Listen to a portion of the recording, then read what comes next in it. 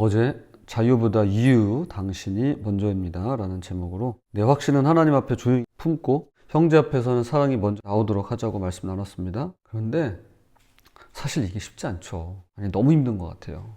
오늘 우리가 부른 찬양도 3절에 그런 가사 있어요. 주님의 백성 서로 헤아려 시기와 미움 아주 버리고. 아주 버리는 게 이게 쉬운 게 아니죠. 헤아리는 것도 어렵고 서로 용납하고 서로 이해하는 것도 힘들고 아주 버리는 건 뭐 더 힘들죠. 과연 가능할까요 그게? 이런 생각이 들 정도입니다. 내 확신을 은연중에 드러내는 걸 단속하기도 바쁩니다. 이것만으로도 훌륭한 거예요. 내가 이러면 안 되지. 이 생각하는 것만으로도 전 대단하다고 봅니다. 정말이지 사랑이 먼저 나온다는 건 의지로 되는 것도 결심한다고 되는 것도 아닌데요. 오늘 본문이 그 힘의 출처를 말씀합니다. 자, 두 가지를 함께 살펴보도록 하겠습니다. 첫 번째, 그리스도께서 먼저 받아주셨습니다. 1절, 믿음이 강한 우리는 마땅히 믿음이 약한 자의 약점을 담당하고 자기를 기쁘게 하지 아니할 것이라. 로마서 14장에서 강한 자와 연약한 자 이야기를 꽤 길게 나왔는데요. 바울이 다시 꺼내듭니다. 그런데 이번엔 좀 다릅니다. 담당하고라는 단어가 헬라어로 바스타조라고 하는데요. 이것은 직접 짊어지고 함께 나른다라는 뜻입니다. 군인이 짐을 지고 이동할 때, 그리고 예수님께서 십자가를 지고 갈 때 이 단어를 사용했습니다. 그러니까 바울이 말하는 건 믿음이 약한 자의 약점을 좀 봐줘라, 좀 참아줘라가 아니라, 그것도 대단한 거죠. 그게 아니라 그 사람의 무게를 함께 짊어지는 것이 곧 믿음이 강한 자의 몫이라고 말하는 것입니다. 당시 로마 교회는 5년 동안 비어있던 자리에 유대인 성도들이 돌아온 상황이었습니다. 이방인과 유대인 두 그룹 사이에 쌓인 거리가 하루아침에 좁혀질 리가 만무하죠. 5년 동안 이제 추방당했다가 다시 돌아왔으면 반갑게 맞이할 수는 있지만 한순간에 좁혀질 리는 힘들죠. 교회 안에서 이 둘이 서로의 무게를 함께 짊어진다는 건 쉬운 일이 아니었습니다. 그래서 방향을 제시합니다. 2절 보세요. 우리 각 사람이 이웃을 기쁘게 하되 선을 이루고 덕을 세우도록 할지니라. 뭐 그냥 순식간에 친해져라, 옛날처럼 지내라, 뭐 그러지 못해요. 사실 여기서 반드시 염두에 둬야 할 것이 있습니다. 이웃을 기쁘게 하라는 말은 무조건 맞춰줘라가 아닙니다. 그것은 선을 이루고 덕을 세우는 방향입니다. 로마서 14장 19절에서 말씀하다시피 사랑은 건축입니다.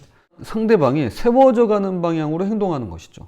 그러니까 형제의 잘못된 부분까지 그냥 덮어주고 들어주고 맞춰주는 게 아니라 그가 더 잘 세워져 갈 수 있도록 함께 짊어지는 것입니다. 이게 구분이 안 되면 먼저 내 희생이 쌓이고요. 그 다음에 상대는 성장하지 않는 구조로 들어가면서 오히려 이웃을 망가뜨리는 결과가 벌어질 수 있게 되는 것입니다. 자, 이어서 그 기준이 나옵니다. 3절, 그리스도께서 자기를 기쁘게 하지 아니하셨나니 기록된 바 주를 비방하는 자들의 비방이 내게 미쳤나이다함과 같으니라. 기준이 나옵니다. 기준은 언제나 예수 그리스도이십니다. 그러니까 바울은 계속해서 그 기준점을 제시하는데, 야, 우리한테 있지 않아, 나한테도 있지 않아, 그리스도에게 있어라고 말씀합니다. 음식 하나도 조심스레 다뤄야 하는 이유 또한 예수 그리스도께서 형제를 위해 대신 죽으셨기 때문이라고 말씀드렸죠. 기준은 내가 아닙니다. 그리스도께서 이웃을 기쁘게 하신 방식으로 그분을 본받아야 하는 것입니다. 그런데 갑자기 4절에서 인내와 위로 그리고 소망을 말씀합니다. 왜 이 지점에서 인내와 위로와 소망이 필요한 걸까요? 지금 유대인 성도와 이방인 성도, 그리고 강한 자와 연약한 자에 대해 이야기하는 중이죠. 그러면 이 둘이 서로를 받아주는 일은 단번에 되기가 쉽지 않습니다. 계속 그 얘기를 나눴죠. 그러다 보면 여러분 지칩니다. 사실 우리 다 지쳐요. 처음에는 서로 강함을 자랑하다가 나중 되면 서로 믿음이 약한 걸 자랑하게 돼요.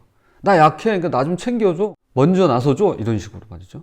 그래서 긴 호흡이 필요하고 인내와 위로 그리고 소망이 없이는 이 길을 걸을 수가 없어지는 것입니다. 그래서 인내와 위로 그리고 소망을 말씀하는 것입니다. 그래서 이렇게 기도해요. 5절 6절, 이제 인내와 위로의 하나님이 너희로 그리스도 예수를 본받아 서로 뜻이 같게 하여 주사 한 마음과 한 입으로 하나님 곧 우리 주 예수 그리스도의 아버지께 영광을 돌리게 하려 하노라. 인내와 위로는 내 의지에서 나온 게 아니라 하나님에게서 오는데요. 그 목적은 하나입니다.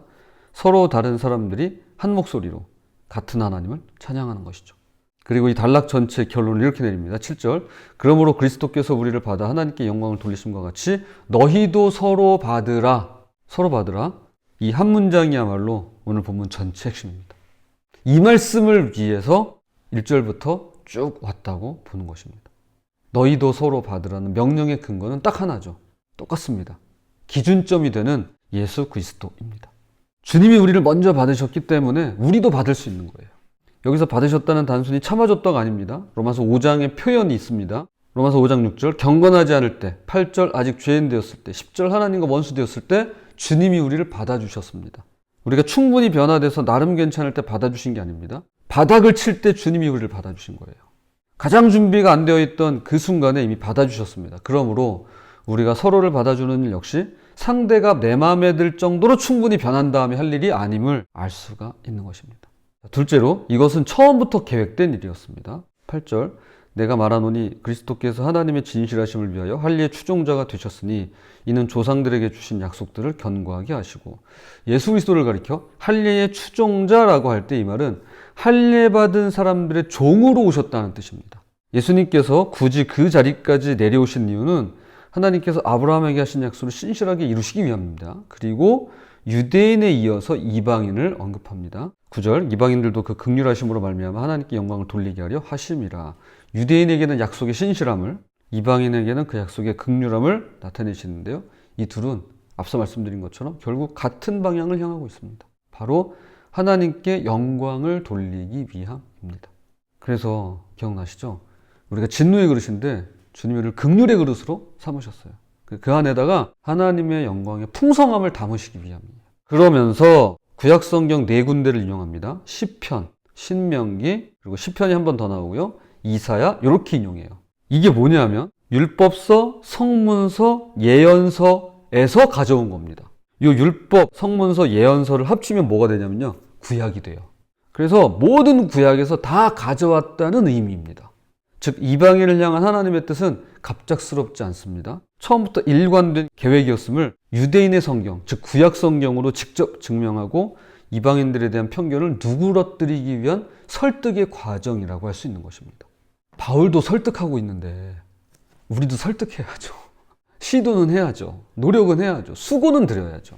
그러므로 이방인도 받아들이라는 말씀은 갑작스러운 요구가 아닙니다. 창세 이전부터 계획되었으며 구약 전체가 이미 그것을 예언하고 있음을 보여주는 것이죠. 이방인이 유대인과 함께 하나님을 찬양하는 것은 이 세상이 시작될 때부터 하나님께서 원하셨던 그림이라고 말씀하는 것입니다. 그래서 바울의 기도가 터져 나옵니다. 13절 소망의 하나님이 모든 기쁨과 평강을 믿음 안에서 너희에게 충만하게 하사 성령의 능력으로 소망이 넘치게 하시기를 원하노라. 5절에서 인내와 위로의 하나님이 나왔다면 13절에서 소망의 하나님이 다시 나옵니다. 인내하는 과정에 위로가 있고요. 그 위로가 쌓여서 소망이 되며 그 소망은 성령의 능력으로 넘치게 되더라는 것입니다. 내 의지로 만들어내는 게 아닙니다. 믿음 안에 있을 때 하나님께서 채우시고 넘치게 하신다고 약속해 주십니다. 자, 말씀의 결론을 맺겠습니다. 흥미로운 이야기 하나를 소개하겠습니다. 소문에 사탄이 종교 가정용품을 염가에 판다고 합니다. 그래서 탁자 위에 사람들을 넘어뜨릴 때 써먹던 도구들을 가지런히 놓아놓았습니다. 왜? 가라지 세일 뭐 그런 거 하잖아요. 탐욕은 꽤 비싸고 교만은 그보다 더 비쌉니다. 수군거림은 생각보다 비싸요. 그런데 탁자 귀퉁이에 볼품없고 퀴퀴한 물건 하나가, 낡은 물건 하나가 이렇게 있었는데요. 그게 가장 비쌌습니다. 누군가 물었어요. 이게 뭔가요? 왜 이렇게 비싸요? 그러자 사탄이 말했습니다. 아하! 그거 말씀이군요. 그건 제가 가장 소중하게 여기는 겁니다. 시기와 탐욕과 나태와 정욕이 그리스도인들을 꺾지 못할 때, 심지어 교만마저 힘을 쓰지 못할 때 이 녀석이 신통하게 재주를 부려 목적을 달성한단 말이죠. 솔직히 말해 이 탁자 위에 있는 모든 도구로 그리스도인들을 넘어뜨린 것보다 이 녀석 하나로 넘어뜨린 경우가 훨씬 더 많을 겁니다. 그래서 이름이 뭔가요? 물었더니 대답합니다. 네, 낙심 되겠습니다. 낙심이라는 거예요. 서로를 받아주는 일은 시간이 걸리는 일입니다. 아니, 사실은 생각보다 오래 걸릴 수도 있습니다. 아니, 안 될 수도 있어요. 그리고 그 과정에서 가장 먼저 쓰러지게 만드는 것이 바로 낙심입니다. 그러니까 마음을 접는 거죠. 아유, 어차피 안 돼. 내가 아무리 잘해주고 받아줘도 달라지는 거 없더라. 그 사람 절대 안 변해. 더 이상은 못하겠어. 라는 것입니다. 그런데 오늘 말씀은 받아주는 힘이 나에게 있는 게 아니라고 말씀합니다. 인내와 위로의 하나님께서 먼저 움직이시고 소망의 하나님께서 성령의 능력으로 우리 안에 채우시고 넘치게 하신다고 약속하십니다. 그리고 그 근거는 예수 그리스도께서 우리를 먼저 받아주셨기 때문에 그러합니다. 경건하지 않았을 때, 죄인이었을 때, 하나님과 원수되었을 때 이미 받아주셨습니다. 혹여나 낙심한 자리에 있다면 기억할 것은 하나입니다. 바로 그 조건에서 나를 받아주셨다는 사실. 마찬가지로 우리도 그 조건으로 형제를 받을 수 있을 것입니다. 오늘 제목입니다. 우리를 받으신 대로 서로 받는 것이죠. 부디 주님의 소망과 성령의 능력으로 낙심의 자리에서도 서로를 받아주는 저 여러분이 되시기를 주님의 이름으로 부탁을 드립니다.